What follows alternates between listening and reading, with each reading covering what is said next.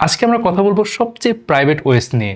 এটা এমন একটা অপারেটিং সিস্টেম যেটা পুরোপুরি প্রাইভেসি আর অ্যানোনিমিটি ফোকাসড, আর এটার নাম হচ্ছে টেলস ওএস, যাকে বলা হয় দ্য অ্যামনেসিক ইনকগনিটো লাইফ সিস্টেম। নামটাই একটু সিনেম্যাটিক, তাই না? যাই হোক, আজকে এই ভিডিওতে আমরা একদম সহজ ভাষায় বুঝবো এবং দেখাবো টেলস ওএস আসলে কি, এটা কেন আলাদা, কিভাবে ইউএসবিতে ইনস্টল করবেন আর কিভাবে সেফলি ব্যবহার করবেন। ও আরেকটা জিনিস সবচেয়ে ইম্পর্টেন্ট, সেটা হচ্ছে কেন রেসপন্সিবলি এটা ব্যবহার করা উচিত। হাই, আপনি দেখছেন কিউইটস টেক, সাথেই থাকুন।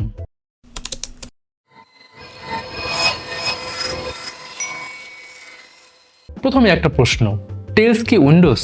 না ভাই, এটা লিনাক্স, বাট বাকিগুলো থেকে আলাদা। টেলস হলো ডেবিয়ান লিনাক্স ভিত্তিক একটা অপারেটিং সিস্টেম যেটা পুরোপুরি প্রাইভেসি আর সিকিউরিটির জন্য ডিজাইন করা।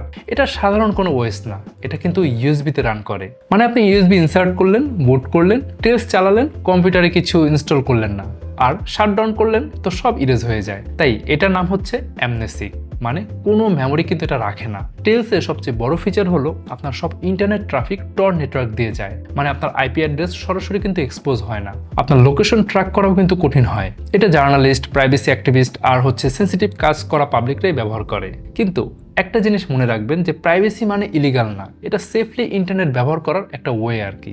একটা খুবই ইম্পর্টেন্ট কোয়েশ্চন দিয়ে রাখি, টেলস ওএস ব্যবহার করা মানেই যে আপনি ইনভিজিবল হয়ে গেলেন, বিষয়টা এমন না। এটা কিন্তু ভুল ধারণা। আপনি যদি নিজের আসল আইডেন্টিটি দিয়ে লগ ইন করেন তাহলে টর আপনাকে সেভ করবে না। প্রাইভেসি একটা জাস্ট লেয়ার, এটা কোনো ম্যাজিক না ভাই। যাই হোক, এখন ইনস্টলেশন প্রসেসটা বলি। টেলস ইনস্টল করতে লাগবে 8 জিবি বা তার বেশি ইউএসবি, উইন্ডোজ পিসি, ইন্টারনেট, আর সবচেয়ে ইম্পর্টেন্ট একটু ধৈর্য।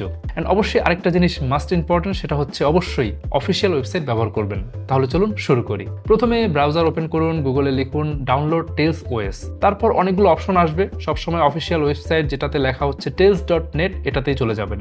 অফিসিয়াল ওয়েবসাইট ব্যবহার করুন, কারণ যে কোনো ফেক সাইট এড়িয়ে চলাই ভালো। তারপর ইনস্টল টেলসে ক্লিক করুন।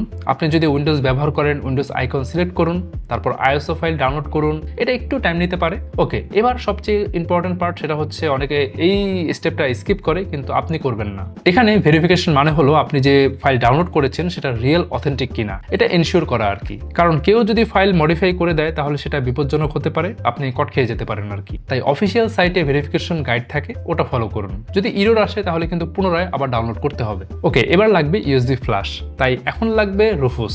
রুফুস হলো ইউএসবি বুটেবল টুল। ডাউনলোড করুন, রান করুন, আর ইউএসবি ইনসার্ট করুন। এখানে মনে রাখবেন যে ইউএসবি সব ডাটা কিন্তু ডিলিট হয়ে যাবে, তাই আগে থেকেই ব্যাকআপ রাখুন। ওকে, এবার আইএসও ফাইল সিলেক্ট করুন, স্টার্ট প্রেস করুন, কয়েক মিনিট ওয়েট করুন, শেষ হলে ইউএসবি রেডি ফর গো। এখন আপনি পিসি শাটডাউন করে ফেলুন, ইউএসবি ইনসার্ট করুন, এরপরে পাওয়ার অন করুন।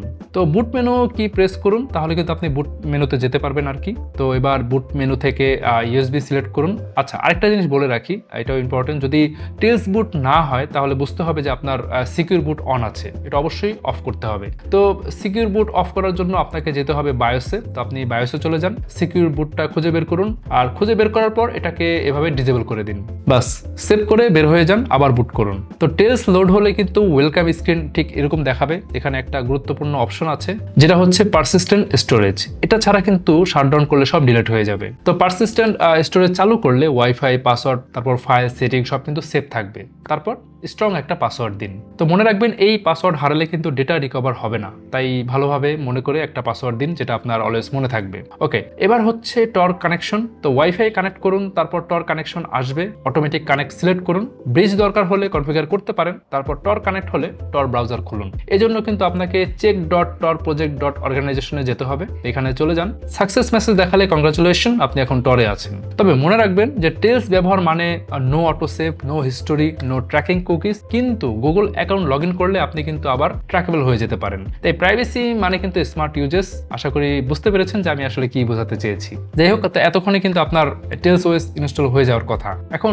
ডার্ক ওয়েব প্রসঙ্গ নিয়ে একটু কথা বলি। অনেকে ভাবে যে টেল ওএস মানেই হচ্ছে ডার্ক ওয়েব, কিন্তু বাস্তবতা হলো টর ব্যবহার করা মানে যে ইলিগাল কিছু, বিষয়টা কিন্তু এমন না। ডার্ক ওয়েবে অনেক বৈধ জিনিসও আছে, অনেক লিগাল জিনিসও আছে, যেমন সিকিউর কমিউনিকেশন। কিন্তু ইলিগাল অ্যাক্টিভিটি করা যাবে না, যেটা হচ্ছে আইনত দণ্ডনীয়। আচ্ছা, আজকে এই ভিডিও তাহলে এখানে শেষ করছি। আর যাওয়ার আগে লিনাক্স ইউজ করার জন্য পারফেক্ট একটা ল্যাপটপ নিয়ে কথা বলে যাই।